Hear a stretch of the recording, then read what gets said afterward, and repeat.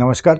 आज हम पढ़ेंगे श्रीमद् भगवद गीता, गीता प्रेस गोरखपुर की अध्याय नंबर 3, श्लोक नंबर 10वां 11वां।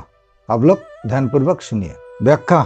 सग प्रज्ञा शिष्टवा पूर्वच प्रजापति ब्रह्माजी प्रजा सृष्टि के रचयिता एवं उसके स्वामी है। अंत अपने कर्तव्य का पालन करने के साथ वे प्रजा की रक्षा तथा उसके कल्याण का विचार करते रहते हैं। कारण कि जो जिसे उत्पन्न करता है उसकी रक्षा करना उसका कर्तव्य हो जाता है। ब्रह्मा जी प्रजा की रचना करते हैं, उसकी रक्षा में तत्पर रहते तथा सदा उसके हित की बात सोचते हैं, इसलिए वे प्रजापति कहलाते हैं। सृष्टि अर्थात स्वर्ग के आरंभ में ब्रह्मा जी ने कर्तव्य कर्मों की योग्यता और विवेक सहित मनुष्य की रचना की है। अनुकूल और प्रतिकूल परिस्थिति का सदुपयोग कल्याण करने वाला है, इसलिए ब्रह्मा जी ने अनुकूल प्रतिकूल परिस्थिति का सदुपयोग करने का विवेक साथ देकर ही मनुष्य की रचना की है। सत असत का विचार करने में असमर्थ पशु पक्षी वृक्ष आदि के द्वारा स्वाभाविक परोपकार कर्तव्य पालन होता है, किंतु मनुष्य को तो भगवान की तो पासे विशेष विवेक शक्ति मिली हुई है। अंत यदि वह अपने विवेक की महत्व देकर अकर्तव्य ना करे तो उसके द्वारा भी स्वाभाविक लोग हितार्थ कर्म हो सकते हैं। देवता ऋषि पितर मनुष्य तथा अन्य पशु पक्षी वृक्ष आदि सभी प्राणी प्रजा है। इनमें भी योग्यता अधिकार और साधन की विशेषता के कारण मनुष्य पर अन्य सब प्राणियों के पालन की जिम्मेदारी है। अंत यह प्रजापद विशेष रूप से मनुष्य के लिए ही प्रयुक्त हुआ है। कर्मयोग अनादिकाल से चला आ रहा है। चौथे अध्याय के तीसरे श्लोक में पुरातन पद से भी भगवान कहते हैं कि यह कर्मयोग बहुत काल से प्राय लुप्त हो गया था, जिसको मैंने तुम्हें फिर से कहा है। उसी बात को यहाँ भी पूरा पद से वे दूसरी रीति से कहते हैं कि मैंने ही नहीं प्रस्तुत ब्रह्मा जी ने भी स्वर्ग के आदिकाल में कर्तव्य सहित प्रजा को रचकर उनको उसी कर्मयोग का आचरण करने की आज्ञा दी थी। तात्पर्य यह है कि कर्मयोग निस्वार्थ भाव से कर्तव्य कर्म करने की परंपरा अनादिकाल से ही चली आ रही है। यह कोई नई बात नहीं है। चौथे अध्याय में 24वें से 30वें श्लोक तक परमात्मा प्राप्ति के जितने साधन बताए गए हैं वे सभी यज्ञ के नाम से कहे गए हैं, जैसे द्रव्य यज्ञ, तप यज्ञ, योग यज्ञ, प्रणाम आदि। प्राय यज्ञ शब्द का अर्थ हवन से संबंध रखने वाली क्रिया के लिए ही प्रसिद्ध है, परंतु गीता में यज्ञ शब्द शास्त्र विधि से ही जाने वाली संपूर्ण विहित क्रियाओं का वाचक भी है। अपने वर्ण आश्रम धर्म जाति स्वभाव देश काल आदि के अनुसार प्राप्त कर्तव्य कर्म यज्ञ के अंतर्गत आते हैं। दूसरे के हित की भावना से किए जाने वाले सब कर्म भी यज्ञ ही है। ऐसे यज्ञ कर्तव्य का दायित्व मनुष्य पर ही है। ब्रह्मा जी मनुष्य से कहते हैं कि तुम लोग अपने अपने कर्तव्य पालने के द्वारा सबकी वृद्धि करो, उन्नति करो। ऐसा करने से तुम लोगों को कर्तव्य कर्म करने में उपयोगी सामग्री प्राप्त होती रहे, उसकी कभी कमी ना रहे। अर्जुन की कर्म ना करने में जो रुचि थी उसे दूर करने के लिए भगवान कहते हैं कि प्रजापति ब्रह्मा जी के वचनों से भी तुम्हें कर्तव्य कर्म करने की शिक्षा लेनी चाहिए। दूसरे के हित के लिए कर्तव्य कर्म करने से ही तुम्हारी लौकिक और परलौकिक उन्नति हो सकती है। निष्काम भाव से केवल कर्तव्य पालन के विचार से कर्म करने पर मनुष्य मुक्त हो जाते हैं और सकाम भाव से कर्म करने पर मनुष्य बंधन में पड़ जाता है। प्रस्तुत प्रकरण में निष्काम भाव से किए जाने वाले कर्तव्य कर्मों का विवेचन चल रहा है। अंत यह इष्ट काम पद का अर्थ इच्छित भोग सामग्री जो सकाम भाव का सूचक है लेना उचित प्रतीत नहीं होता। यह इस पद का अर्थ है यज्ञ कर्तव्य कर्म करने की आवश्यक सामग्री। कर्मयोगी दूसरे की सेवा अथवा हित करने के लिए सदा ही तत्पर रहता है। इसलिए प्रजापति ब्रह्मा जी के विधान के अनुसार दूसरे की सेवा करने की सामग्री सामर्थ्यों और शरीर निर्वाह की आवश्यक वस्तुओं की उसे कभी कमी नहीं रहती। उसको ये उपयोगी वस्तुएं सुगमतापूर्वक मिलती रहती है। ब्रह्मा जी के विधान के अनुसार कर्तव्य कर्म करने की सामग्री जिसको जो भी मिली हुई है वह कर्तव्य पालन करने के लिए उसको पूरी की पूरी प्राप्त है। कर्तव्य पालन की सामग्री कभी किसी के पास अधूरे नहीं होती। ब्रह्मा जी के विधान में कभी फर्क नहीं पड़ सकता, क्योंकि जब उन्होंने कर्तव्य कर्म करने का विधान निश्चित किया है तब जितने से कर्तव्य का पालन हो सके उतनी सामग्री देना भी उन्हीं पर निर्भर है। वास्तव में मनुष्य शरीर भोगों के लिए ही नहीं, यही तन कर फल विषय न भाई मानुष, इसलिए सांसारिक सुखों को भोगे ऐसी आज्ञा या विधान किसी भी सत शास्त्रों में नहीं है। समाज भी सच्चिदानंद भोगने की आज्ञा नहीं देते। इसके विपरीत दूसरों को सुख पहुंचाने की आज्ञा या विधान शास्त्र और समाज दोनों ही देते हैं। जैसे पिता के लिए यह विधान तो मिलता है कि वह पुत्रों का पालन पोषण करे, पर यह विधान कहीं भी नहीं मिलता कि पुत्र से पिता सेवा ले ही। इसी प्रकार पुत्र पत्नी आदि अन्य संबंध के लिए भी समझना चाहिए।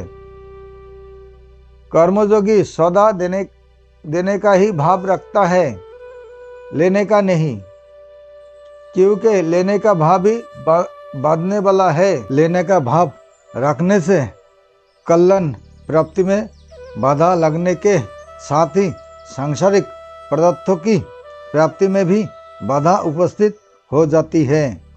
प्राय सभी का अनुभव है कि संसार में लेने का भाव रखने वालों को कोई देना नहीं चाहता। इसलिए ब्रह्मा जी कहते हैं कि बिना कुछ चाहे निःशर्त भाव से कर्तव्य कर्म करने से ही मनुष्य अपनी उन्नति कल्याण कर सकता है। देवान भवतः नैन, यह देव शब्द उपलक्षक है। अंत इस पद के अंतर्गत मनुष्य देवता ऋषि पितर आदि समस्त प्राणियों को समझना चाहिए, कारण कि कर्मयोगी का उद्देश्य अपने कर्तव्य कर्मों से प्राणी मात्रों को सुख पहुँचाना रहता है। इसलिए यहाँ ब्रह्मा जी संपूर्ण प्राणियों की उन्नति के लिए मनुष्य को अपने कर्तव्य कर्म रूप यज्ञ के पालन का आदेश देते हैं। अपने अपने कर्तव्य का पालन करने से मनुष्य का सत कल्याण हो जाता है। गीता 18वें अध्याय का 45वां श्लोक कर्तव्य कर्म का पालन करने के उपदेश के पूर्ण अधिकारी मनुष्य ही है। मनुष्य को ही कर्म करने की स्वतंत्रता मिली हुई है और उन्हें इस स्वतंत्रता का सदुपयोग करना चाहिए। ते देवा भवन्तु वह जैसे वृक्ष लता आदि में स्वाभाविक ही फूल फल लगते हैं, परंतु यदि उन्हें खाद और पानी दिया जाए तो उसमें फूल फल विशेषता से लगते हैं।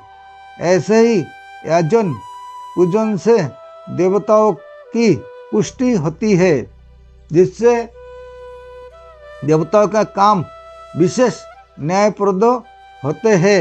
परंतु जब मनुष्य अपने कर्तव्य कर्म के द्वारा देवताओं का यजन पूजन नहीं करते, तब देवताओं को पुष्टि नहीं मिलती, जिससे उसमें अपने कर्तव्यों का पालन करने में कमी आ जाती है। उसके कर्तव्य पालन में कमी आने से ही संसार में विलंब अर्थात अनावृष्टि अतिवृष्टि आदि होते हैं। परस्पर भगवत इन पदों का अर्थ यह नहीं समझना चाहिए कि दूसरा हमारी सेवा करे तो हम उसकी सेवा करें। प्रस्तुत यह समझना चाहिए कि दूसरा हमारी सेवा करे या ना करे, हमें तो अपने कर्तव्य के द्वारा उसकी सेवा करनी ही है। दूसरा क्या करता है क्या नहीं करता, हमें सुख देता है दुख, इन बातों से हमें कोई मतलब नहीं रखना चाहिए, क्योंकि दूसरे के कर्तव्य को देखने वाला अपने कर्तव्य से चुस्त हो जाते हैं। परिणाम स्वरूप उसका पतन हो जाता है। दूसरे से कर्तव्य का पालन करवाना अपने अधिकार की बात भी नहीं है। हमें सबका हित करने के लिए केवल अपने कर्तव्य का पालन करना है और उसके द्वारा सबको सुख पहुंचाना है। सेवा करने में अपनी समझ सामर्थ्य समय और सामग्री को अपने लिए थोड़ी सी भी बचाकर नहीं रखनी है, तभी जड़ता से सर्वथा संबंध विच्छेद होगा। हमारे जितने भी सांसारिक संबंधी माता पिता स्त्री पुत्र भाई भौजाई आदि है, उन सब की हमें सेवा करनी है। अपना सुख लेने के लिए ये संबंध नहीं है।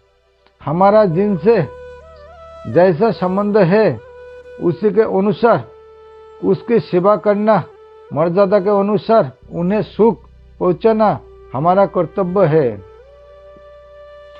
उनसे कोई आशा रखना और उन पर आशा अधिकार मानना बहुत बड़ी भूल है।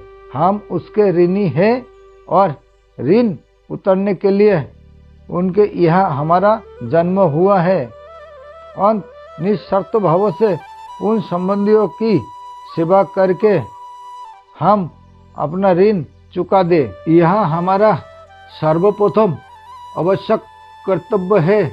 सेवा तो हमें सभी की करनी है, परंतु जिनकी हमारे पास जिम्मेदारी है उन संबंधियों की सेवा सबसे पहले करनी चाहिए। शरीर इंद्रिया मन बुद्धि पदार्थ आदि अपने नहीं है और अपने लिए भी नहीं है, यह सिद्धांत है। अंत अपने अपने कर्तव्य का पालन करने से सत एक दूसरे की उन्नति होती है। कर्तव्य और अधिकार संबंधी मार्मिक बात, कर्मयोग तभी होता है जब मनुष्य अपने कर्तव्य के पालन पूर्वक दूसरे के अधिकार की रक्षा करता है।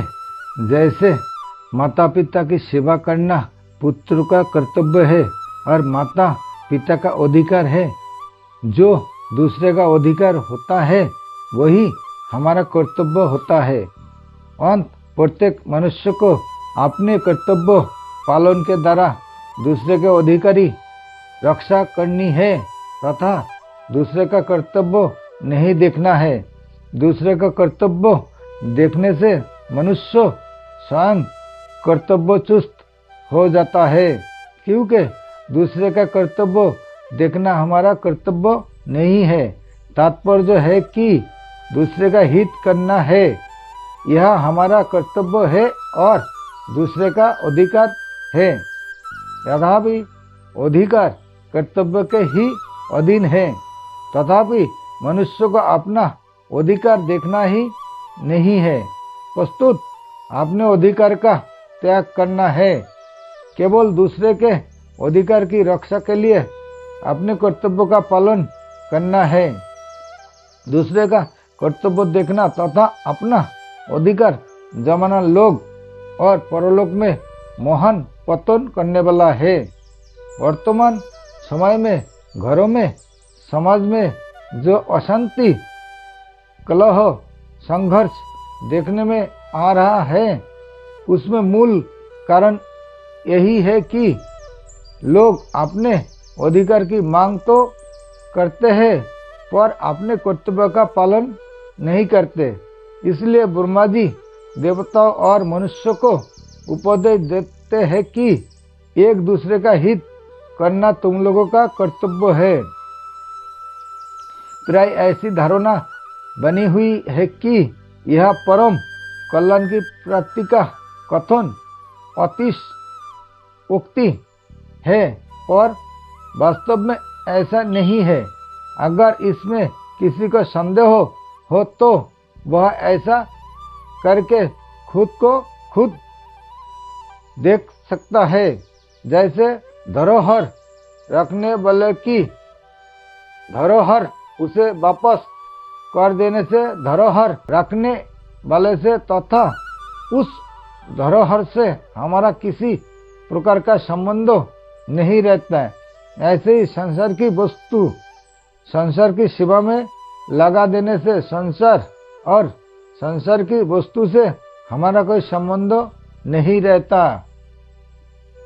संसार से माने हुए संबंधों का विच्छेद होते ही चिन्मयता का अनुभव हो जाता है। अंत प्रजापति ब्रह्मा जी के वचनों में अतिशयोक्ति की कल्पना करना अनुचित है।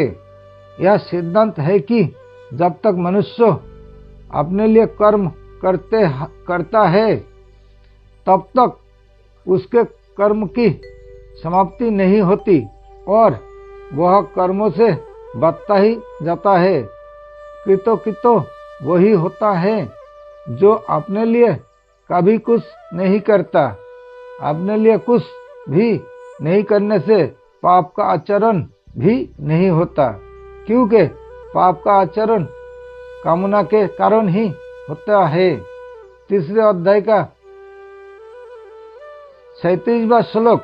अंत अपना कल्याण चाहने वाले साधक को चाहिए कि वह शास्त्रों की आज्ञा के अनुसार फल की इच्छा और आसक्ति का त्याग करके कर्तव्य कर्म करने में तत्पर हो जाए, फिर कल्याण तो सत सिद्ध है। अपनी कामना का त्याग करने से संसार मात्र का हित होता है। जो अपनी कामना का पूर्ति के लिए आसक्ति पूर्वक भोग भोगता है वह स्वयं तो अपनी हिंसा पतन करता ही है, साथ ही जिसके पास भोग सामग्री का अभाव है उनकी भी हिंसा करता है, अर्थात दुख देता है। कारण कि भोग सामग्री वाले मनुष्य को देखकर अभावग्रस्त मनुष्य को उस भोग सामग्री के अभाव का दुख होना स्वाभाविक है। इस प्रकार स्वयं सुख भोगने वाला व्यक्ति हिंसा से कभी बच नहीं सकता। ठीक उसके विपरीत परमार्थिक मार्ग पर चलने वाले व्यक्ति को देखकर दूसरे को सत शांति मिलती है, क्योंकि परमार्थिक संपत्ति पर सबका समान अधिकार है। निष्कर्म यह निकला कि मनुष्य कामना आसक्ति का त्याग करके अपने कर्तव्य कर्म का पालन करता रहे तो ब्रह्मा जी के कथानुसार वह परम कल्याण को अवश्य ही प्राप्त हो जाएगा। इसमें कोई संदेह नहीं है। यह परम कल्याण की प्राप्ति मुख्यतः से मनुष्य के लिए ही बताई गई है, देवता के लिए नहीं। कारण कि देवजनी अपना कल्याण करने के लिए नहीं बनाई गई है। मनुष्य जो कर्म करते हैं उस कर्म के अनुसार फल देने, कर्म करने की सामग्री देने तथा अपने अपने शुभ कर्म का फल भोगने के लिए देवता बनाए गए हैं।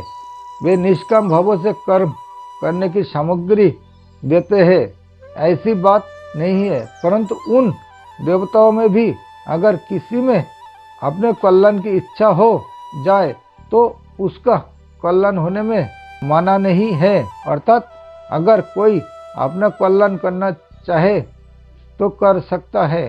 जब पापी से पापी मनुष्य के लिए भी अपना उद्धार करने की मनाही नहीं है तो फिर देवताओं के लिए जो कि पूज्य जोनी है अपना उद्धार करने की मनाही कैसे हो सकते हैं। ऐसा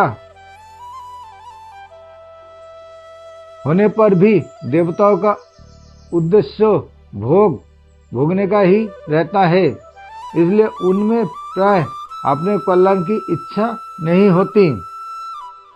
परिशिष्ट भाव मनुष्य कर्मजनी है और 84 लाख जनिया देवता नारकीय जीव आदि भोगजनिया है। सकाम भाव वाले मनुष्य भोगों को भोगने के लिए ही स्वर्ग में जाते हैं। अंत देवता लोग निष्काम भाव न रखकर अपनी जिम्मेदारी का पालन करते हैं, ड्यूटी बजाते हैं। इसलिए यहाँ कल्याण की बात मनुष्य के लिए ही समझनी चाहिए। मुक्ति स्वाभाविक है और बंधन अस्वाभाविक है। मनुष्य जोनि अपना कल्याण करने के लिए ही है, इसलिए जो मनुष्य अपने कर्तव्य का पालन करता है उसका कल्याण स्वाभाविक होता है। परस्पर भवंत श्रेय परम वस्तुस्थ कल्याण के लिए नया काम करने की जरूरत नहीं है। वस्तुत जो काम करते हैं उसी को स्वार्थ, अभिमान और फलेच्छा का त्याग करके दूसरे के हित के लिए करे तो कल्याण हो जाएगा। निष्काम भाव के बिना भी केवल अपने कर्तव्य का पालन करने से स्वर्गादि पुण्य लोगों को प्राप्ति हो जाती है। जिस स्वर्ग की प्राप्ति बड़े बड़े यज्ञ करने से होती है उसी की प्राप्ति क्षत्रिय केवल अपना कर्तव्य कर्म युद्ध करके प्राप्त कर सकता है। जैसे ब्रह्मा जी ने देवताओं को और मनुष्य के लिए परस्पर एक दूसरे का हित करने की बात कही है, ऐसे ही चारों वर्णों के लिए भी परस्पर एक दूसरे का हित करने की बात समझनी चाहिए। चारों वर्णों परस्पर एक दूसरे के हित के लिए अपना अपना कर्तव्य कर्म करे तो वे परम कल्याण को प्राप्त हो जाएंगे। संपूर्ण सृष्टि की रचना ही इस ढंग से हुई है कि अपने लिए कुछ वस्तु और क्रिया नहीं है, दूसरे के लिए ही है। ईदो ब्राह्मणे न मम, जैसे पतिव्रता स्त्री पति के लिए ही होती है, अपने लिए नहीं। स्त्री के अंग पुरुष को सुख देते हैं पर स्त्री को सुख नहीं देते। पुरुष के अंग स्त्री को सुख देते हैं पर पुरुष को सुख नहीं देते। माँ का दूध बच्चे के लिए ही होते हैं, अपने लिए नहीं, और बच्चे की चेष्टाएं माँ को सुख देती है, बच्चे को नहीं। माता पिता संतान के लिए होते हैं और संतान माता पिता के लिए होते हैं। श्रोता वक्ता के लिए होता है और वक्ता श्रोता के लिए होते हैं। तात्पर्य है कि खुद सुख ना ले, प्रस्तुत दूसरे को सुख दे। सृष्टि की रचना भोग के लिए नहीं है, प्रस्तुत उद्धार के लिए है। देवता भी शर्तों का त्याग करके दूसरे का हित कर सकते हैं, इसलिए देवताओं में भी नारद जैसे ऋषि हुए हैं। तथापि भगवान की ओर से किसी को मना नहीं है, तथापि कल्याण का मुख्य एवं सत अधिकारी मनुष्य ही है। एक शंका हो सकता है कि हम तो दूसरे का भला करें पर दूसरा हमारा भला ना करके बुरा करे तो परस्पर भगवान तो कैसे होगा। इसका समाधान है कि हम दूसरे का भला करेंगे तो दूसरा हमारा बुरा कर सकेगा ही नहीं, उसमें हमारा बुरा करने की सामर्थ्य ही नहीं रहेगी। अगर वह बुरा करेगा भी तो पीछे पछताएगा, रोएगा। अगर वह हमारा बुरा करेगा तो हमारा भला करने वाले, हमारे साथ सहानुभूति रखने वाला कोई पैदा हो जाएंगे। वास्तव में किसी का बुरा करने का विधान कहीं नहीं आता। मनुष्य ही देश के कारण दूसरे का बुरा करता है। परस्पर भवंत यहाँ मनुष्यता की बात है, इसके ना होने से ही मनुष्य दुख पा रहे हैं। नमस्कार, आज के लिए यहाँ तक।